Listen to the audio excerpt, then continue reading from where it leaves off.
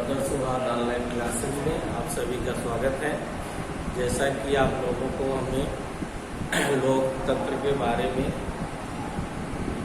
बहुत सी जानकारियाँ देने का प्रयास किया है, उसी से आगे आपको हम बताने जा रहे हैं कि लोकतंत्र कितने प्रकार का होता है। ये लोकतंत्र जो है ये प्रमुख रूप से दो प्रकार का होता है।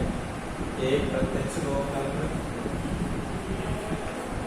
और दूसरा होता है अप्रत्यक्ष। एक होता है प्रत्यक्ष लोकतंत्र, दूसरा होता है अप्रत्यक्ष लोकतंत्र। प्रत्यक्ष लोकतंत्र का मतलब होता है कि जनता प्रत्यक्ष रूप से शासन के कार्यों में भाग लेती है, नीति निर्धारण करती है तथा नीतियों को लागू कराती है। इस प्रकार के शासन में राज्य की सुरक्षा का निर्माण करने वाली जनता द्वारा कार्यों का संपादन सार्वजनिक सभाओं में किया जाता है। प्रत्यक्ष लोकतंत्र उन राज्यों में सफल हो सकता है जिन राज्यों का आकार छोटा तथा जनसंख्या कम है। मतलब कहने का तात्पर्य है कि प्रत्यक्ष लोकतंत्र का मतलब होता है जहां जनता सीधे शासन पर भागीदारी अपनी दिखाती है। ये तरह के शासन उन राज्यों में ज़्यादा सफल होते हैं जहां पर उनका आकार या वहाँ जनसंख्या की दृष्टि से छोटे राज्य होते हैं। छोटे राज्यों में प्रत्यक्ष लोकतंत्र सफलतापूर्वक लागू हो सकता है, किंतु बड़े देशों में प्रत्यक्ष रूप से लोकतंत्र को लागू करना एक चुनौती है। इसीलिए इसमें अप्रत्यक्ष लोकतंत्र का संचालन किया जाता है। अप्रत्यक्ष लोकतंत्र का मतलब है जिन राज्यों का आकार बड़ा होता है तथा जनसंख्या अधिक होती है उन राज्यों में अप्रत्यक्ष लोकतंत्र अपनाया जाता है, क्योंकि वहाँ प्रत्यक्ष लोकतंत्र संभव नहीं होता है। जैसे कि मान लीजिए अपना देश भारत और इंग्लैंड में यहाँ की जनसंख्या बहुत विशाल है और यहाँ पर प्रत्यक्ष लोकतंत्र लागू करना बहुत बड़ी चुनौती है। इसलिए हमारे देश में अप्रत्यक्ष लोकतंत्र है, जिसमें अप्रत्यक्ष लोकतंत्र में जनता अपने प्रतिनिधि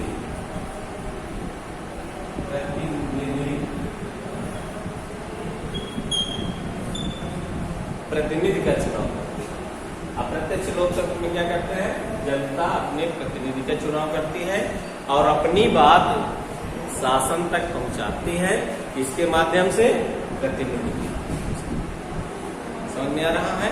प्रतिनिधि कौन कौन से हो सकते हैं? प्रतिनिधि आपके जैसे सांसद, विधायक, ये हमारे प्रतिनिधि होते हैं। सांसद विधायक हमारे प्रतिनिधि होते हैं। इनके माध्यम से हम अपनी बात शासन तक पहुंचाने में सफल होते हैं। ये होता है अप्रत्यक्ष लोकतंत्र। अप्रत्यक्ष लोकतंत्र जहां पर जनसंख्या अधिक है, ये वहां का क्षेत्रफल बड़ा होता है। इन देशों में अप्रत्यक्ष लोकतंत्र लागू किया जाता है, जिसका चुनाव जनता द्वारा किया जाता है और चुने हुए प्रतिनिधि के माध्यम से अपनी बात सरकार तक पहुंचाते हैं। आगे हम इसी में आपको बताएंगे एक व्यक्ति एक वोट एक मूल्य का क्या अर्थ है। मतलब एक व्यक्ति एक वोट एक मूल्य का मतलब क्या है, इसका आप सभी समझेंगे। लोकतंत्र समानता के मौलिक सिद्धांत पर आधारित है। किसी लोकतंत्र में प्रत्येक वयस्क नागरिक का एक वोट होना चाहिए। और उसका एक सामान्य मूल्य होना चाहिए। किंतु ऐसे कई उदाहरण हैं जहां मतदान करने के समान अधिकार प्रदान नहीं किए गए हैं। कहने का तात्पर्य है कि देश में ऐसी व्यवस्था होनी चाहिए कि एक मत, एक मूल्य,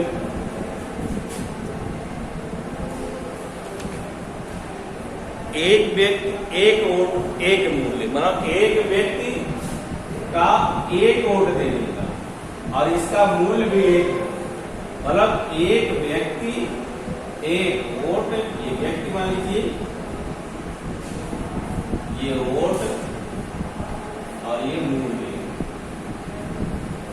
मतलब एक व्यक्ति एक वोट एक मूल्य होना चाहिए। यानी इसके कहने का तात्पर्य कि समानता का अधिकार होना चाहिए। ऐसा नहीं कि किसी व्यक्ति का मूल्य दोगुना है, किसी का कम है, कोई एक मतलब एक व्यक्ति 10 वोट डाले दे रहा है, कोई ऐसा व्यक्ति है बेचारा कि एक वोट भी नहीं डाल पा रहा है। तो इसी को खत्म करने के लिए ये व्यवस्था की गई है कि एक व्यक्ति एक वोट डालेगा और उसका मूल्य भी समान रूप से सभी नागरिकों के समान होगा।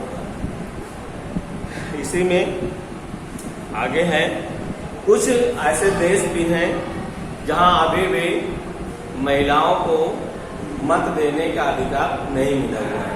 जैसे सऊदी अरब में महिलाओं को मतदान का अधिकार नहीं है।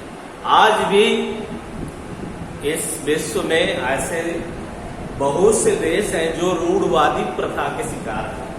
उनमें से एक उदाहरण छोटा सा है सऊदी अरब। सऊदी अरब में महिलाओं को आज भी मत देने का अधिकार नहीं है।